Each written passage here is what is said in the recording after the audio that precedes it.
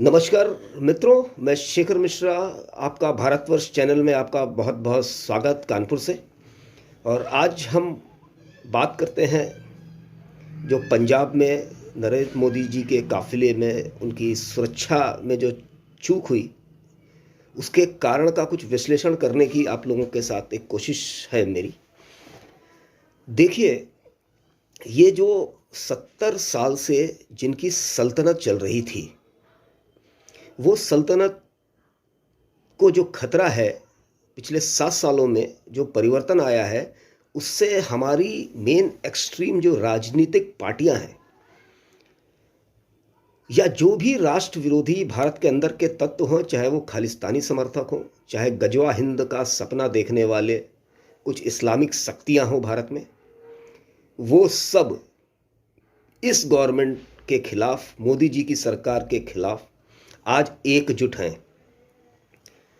और इन सारी शक्तियों को ये बहुत अच्छी तरह पता है मित्रों कि ये राजनीतिक तरीके से मोदी जी का कुछ भी बिगाड़ने की स्थिति में आज की तारीख में नहीं है।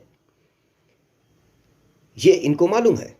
अब इनके पास अपनी सत्ता, जो मकड़ जाल इन्होंने पिछले 70 सालों से इस देश पे शासन करने के लिए जो अपनी सल्तनत बनाई हुई थी, जो मकड़ जाल बुना था देश को विभाजित करने का, और कई अंतर्राष्ट्रीय भारत राष्ट्र विरोधी जो शक्तियां हैं उनके साथ इनके तार जो 70 सालों से वो तार जो जुड़े हुए थे, वो कहीं ना कहीं उसमें ये 7 साल की जो गवर्नमेंट है, कहीं ना कहीं उन्होंने कुछ इस पर अंकुश लगाने की कोशिश करी है और किसी हद तक ये सरकार उस पर सफल भी हुई है।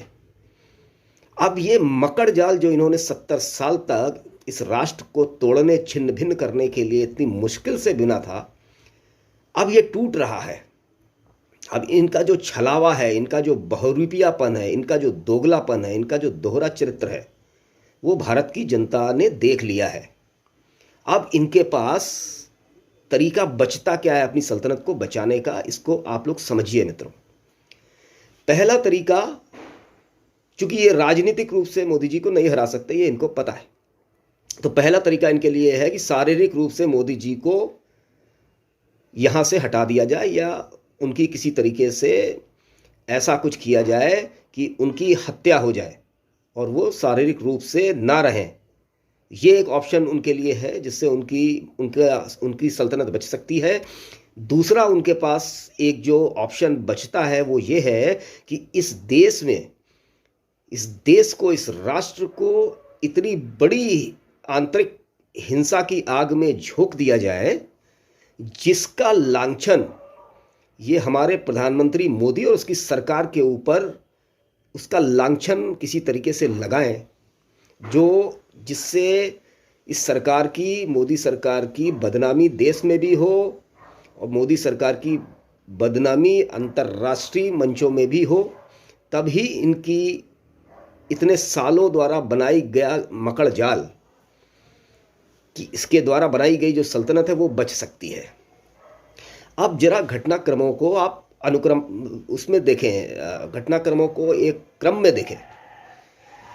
किसान आंदोलन जो दिल्ली की सड़कों पे, जो किसानों के नाम से सारी राष्ट्र विरोधी शक्तियां, चाहे वो भारत के विपक्षी राजनीतिक पार्टियां हों, चाहे वो खालिस्तानी समर्थक हों जो देश को छिन्न भिन्न करना चाहते हैं, चाहे वो अंतर्राष्ट्रीय ड्रग माफिया हों जिनके तार हमारी सत्ता के केंद्र के साथ जुड़े हुए हैं, चाहे वो गजवा हिंद का सपना देखने वाली इस्लामिक शक्तियां, जिहादी शक्तियां हों, उन्होंने जो दिल्ली की सड़कों पे तांडव मचाया, लाल किले पे खालिस्तान का झंडा फहराया, वो उस समय भी वही चाहते थे कि केंद्र सरकार किसी दबाव में आके या जल्दबाजी में आके किसी तरीके से इन लोगों पे गोली चलवा दे, 10, 20, 50 लोगों की उससे मौत हो जाए, फिर हम इसका लांछन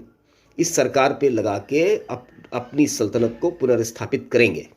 लेकिन हमारे प्रधानमंत्री का धैर्य देखिए, हमारी सरकार का धैर्य देखिए, 400 पुलिस वाले घायल हुए थे उस घटना में, अगर आपको याद हो 400 पुलिस वाले घायल हुए थे।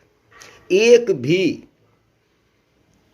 खालिस्तानी, एक भी राष्ट्र विरोधी तत्व जो दिल्ली की सड़कों पे तांडव मचा रहा है, तो उसमें से एक भी घायल नहीं हुआ। तो मोदी जी ने अपना धैर्य का परिचय देके देश को उस आग में झोंकने से बचाया। उसके बाद भी ये शांत नहीं हुए। उसके बाद फिर मोदी जी के पास जो भी इनपुट आई हो अपनी इंटेलिजेंस एजेंसी से, उन्होंने 3 कृषि कानून वापस लिए। वो इसीलिए लिए थे कि किसी भी तरीके से ये जो भारत विरोधी, राष्ट्र विरोधी जो शक्तियां हैं, उनकी चाहत उनको मालूम थी, ये किसी भी तरीके से इस देश को आंतरिक हिंसा में झोंकने का प्रयास कर रहे हैं और करेंगे। तो फिर एक बार उन्होंने इन विपक्षी दलों, इन खालिस्तानियों, इन राष्ट्र विरोधी तत्वों का जो प्लान था इस देश में हिंसा करवाने का, उस आग में मोदी जी ने दोबारा 3 कृषि कानून वापस लेके इनके प्लान को चौपट कर दिया, उस आग में पानी डाल दिया। यहां तक भी वो नहीं माने, और जो भी पंजाब में प्रधानमंत्री के काफिले में जो भी हुआ है, फ्लाईओवर पे हमारे देश के प्रधानमंत्री, आप मोदी से नफरत करो यार, ठीक है करो, वो देश के प्रधानमंत्री हैं, उनको 20 मिनट तक उस फ्लाईओवर में, जहां से उनकी गाड़ी ना आगे जा सकती थी ना पीछे जा सकती थी, बीच में फंसे थे। जबकि इनको मालूम था वहाँ से पाकिस्तान बॉर्डर 40 किलोमीटर है, और पाकिस्तान की ड्रोन एक्टिविटी हम सभी भारतीय देख रहे हैं। कहीं वो ड्रोन से पंजाब में ड्रग फेंकते हैं, कभी वो ड्रोन से पंजाब में हथियार की सप्लाई करते हैं। क्या वो वहाँ से कोई एयर स्ट्राइक ड्रोन के थ्रू भारत के प्रधानमंत्री के काफिले में उनकी गाड़ी में नहीं करवा सकते थे? तो इसमें आप ये समझिए, एक तो ये प्लान हो सकता है कांग्रेस का और खालिस्तानियों का कि हम अब हमारे देश के प्रधानमंत्री मोदी, जो हमारी सल्तनत जो गिरती हुई दिख रही है, भरभरा के गिरती हुई दिख रही है, उसको बचाने का तरीका यह है या तो उनकी हत्या करवा दें या फिर कुछ ऐसा करवा दें जिससे देश हिंसा के रास्ते पे निकल पड़े। अब आप एक चीज मानिए, एक चीज जरा ध्यान से सुनिएगा। उस दिन कुछ प्रधानमंत्री को बाल भी बाका नहीं हुआ, बहुत अच्छी बात है, लेकिन एक ऑप्शन, एक चीज अगर आप सोचें, अगर जरा सा कोई ईंट भी फेंक देता प्रधानमंत्री के ऊपर उस दिन, तो एसपीजी जिसका एक प्रोटोकॉल है, प्रधानमंत्री के ऊपर कोई भी आती हुई घटना से प्रधानमंत्री को बचाने के लिए अगर एसपीजी का कोई भी ऑफिसर गोली चलाएगा तो संविधान उनको छूट देती है, वो मुकदमा किसी भी कोर्ट में नहीं जाएगा। 20 मिनट तक प्रधानमंत्री बैठे रहे, और हमने एक फ़ोटो देखी थी उनकी, बड़ी सोशल मीडिया के अंदर आ रही है कि वो कितने गुस्से में थे और कैसे आंखें फाड़ के चीज़ों को देख रहे थे, लेकिन उन्होंने अपना धैर्य नहीं खोया। अगर उसी 20 मिनट में प्रधानमंत्री जी अपना धैर्य खो देते और एसपीजी को जरा सा हिंट भी दे देते कि you are go and open fire, और प्रधानमंत्री की सुरक्षा का विषय था, अगर प्रधानमंत्री जी चाहते वहाँ पर फाइटर जेट, वहाँ पर आर्मी के हेलीकॉप्टर, भारतीय सेना के फाइटर जेट इमीडिएटली वहाँ पर रिएक्ट करते। बट प्रधानमंत्री जी ने फिर धैर्य रखा, 20 मिनट तक उनकी जान संकट में थी, और लेकिन प्रधानमंत्री का धैर्य देखिए, क्योंकि उनको मालूम था अगर एक भी गोली यहाँ पर चल गई तो देश के अंदर वो तांडव होगा। इन कांग्रेस वालों को अंदाजा नहीं है, अगर प्रधानमंत्री के ऊपर एक भी ईंट कहीं चल गई तो देश के अंदर आज क्या हो रहा होता, इसका अनुमान लगाना आज की तारीख में हमारे आपके लिए बहुत मुश्किल है। तो आप समझिए, दोबारा तीसरी बार, लगभग तीसरी बार प्रधानमंत्री जी ने अपने धैर्य का परिचय देके इस देश को आंतरिक हिंसा और दंगों से बचाया है। अगर भगवान न करे उस फ्लाईओवर पे कुछ भी घटना हो जाती, किधर से भी कुछ गोलियां चल जाती, तो आज ये देश उन दंगों में होता कि उसकी कल्पना हम और आप कर नहीं सकते हैं। तो ये चीज़ें हम सभी लोगों को मित्रों बहुत गंभीरता के साथ सोचने का विषय है कि आज हमारा राष्ट्र कुछ निहित स्वार्थियों द्वारा संकट में उस राष्ट्र को डालने की कोशिश लगातार निरंतरता के साथ करी जा रही है। तो हम सभी लोगों को अपने प्रधानमंत्री को साधुवाद देना चाहिए कि उन्होंने इस देश को दंगे में झोंकने की जो एक कोशिश करी गई है राजनीतिक दलों द्वारा, कांग्रेस पार्टी, गांधी फैमिली द्वारा और खालिस्तानी समर्थकों द्वारा, इसमें फिर प्रधानमंत्री ने अपने धैर्य से इस देश को दंगों और हिंसा की आग में जाने से बचा लिया है। और उसके बाद कुछ बातें और आपके साथ मैं शेयर करूंगा। एक पिटीशन, एक मनिंदर जीत सिंह करके हैं, उन्होंने एक सुप्रीम कोर्ट में एक वहाँ पर पिटीशन डाली है। इसके लिए उसकी सुनवाई आज मेरे ख्याल से हो रही होगी। आज का उन्होंने समय दिया था चीफ जस्टिस ऑफ इंडिया ने। जब वो पिटीशन देने गए वहाँ पर, तो हमारे न्यायाधीश मीलॉर्ड्स क्या बोलते हैं आपको पता है? वो बोलते हैं इसमें हम क्या कर सकते हैं, आप हमसे क्या चाहते हैं। तो कोई इन मीलॉर्ड्स से पूछे, जब इनके ऊपर कोई, चाहे हाई कोर्ट के जज हो चाहे सुप्रीम कोर्ट के जज हो, जब इनके ऊपर कोई हमला या कोई ऐसी धमकी या साजिश आती है तो अपनी सुरक्षा को लेकर ये मीलॉर्ड्स बहुत चिंतित रहते हैं। लेकिन देश के प्रधानमंत्री की सुरक्षा और राष्ट्र की सुरक्षा जब खतरे में आती है तो हमारे मीलॉर्ड्स संज्ञान लेना तो छोड़ दीजिए, स्वतः संज्ञान लेना तो छोड़ दीजिए, ये मीलॉर्ड्स जो पिटीशन लेके भाई साहब गए थे उनसे पूछते हैं इसमें हम क्या कर सकते हैं। ये अद्भुत एक चमत्कारिक मीलॉर्ड्स हैं हमारे देश के। तो ये एक एंगल है इसका। दूसरा, आप एक चीज़ और जानिए कि उसके बाद प्रधानमंत्री जी की जो राष्ट्रपति से मुलाकात है वो एक मायने में बहुत ही महत्वपूर्ण मुलाकात है मित्रों।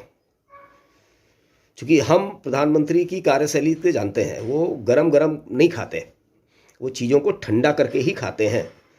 तो आप ये मान के चलिए, अगर राष्ट्रपति से प्रधानमंत्री मिलते हैं तो कुछ लोग ऐसा अंदाज़ा लगा रहे हैं कि वहाँ राष्ट्रपति शासन लगा देना चाहिए, तो ऐसा कुछ नहीं होगा। चुनाव नज़दीक में है, राष्ट्रपति शासन लगाने का मतलब होगा ये जो राष्ट्र विरोधी हैं, ये जो राष्ट्र विरोधी राजनीतिक पार्टियां हैं, ये सब आके ये बोलने लगेंगी आपने एक दलित, एक सिख को कुर्सी से उतार दिया।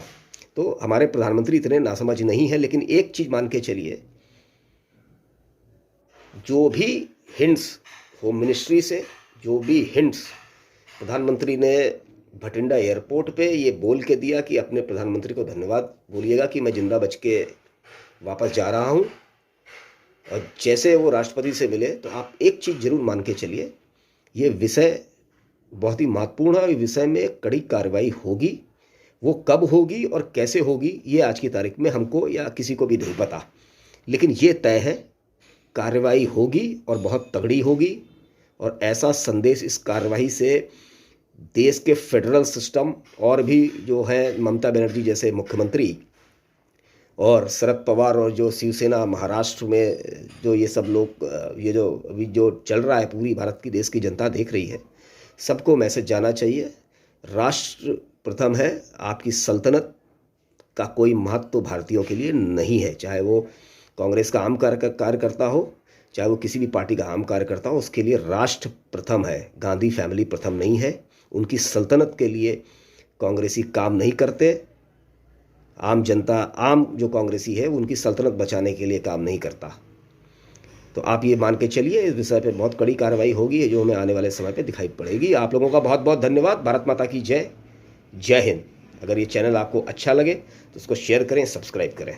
Thank you so much. Have a nice day.